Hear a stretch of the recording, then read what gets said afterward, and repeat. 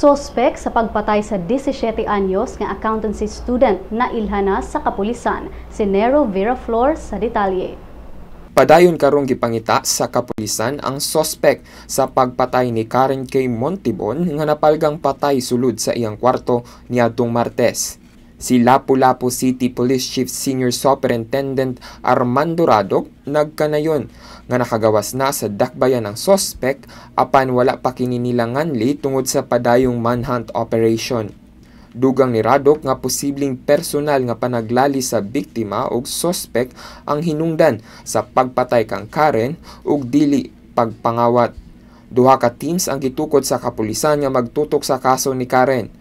Usa ang padayon naglihok sa pagdakop sa sospek ug laing grupo ang naninguha sa pag-recover sa nawala nga DSLR camera ug iPad ni Karen. Si Radok nagkanayon nga ang mga nawala nga gadgets ni Karen adunay mga impormasyon nga dunay kalabutan sa krimen. Mitanyag na og 500,000 pesos nga ganti si Lapu-Lapu City Mayor Paz Radasa ni bisan kinsa nga makahatag og impormasyon sa kamatayon ni Karen.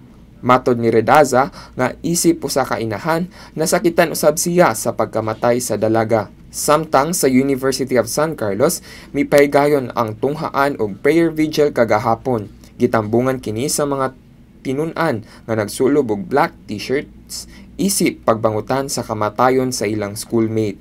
Pinaagi sa usa ka Freedom Mall, ilang gisulat ang ilang mga pag-ampo kang K ug ilang apilap ug paghatag og hustisya sa kamatayon sa dalaga.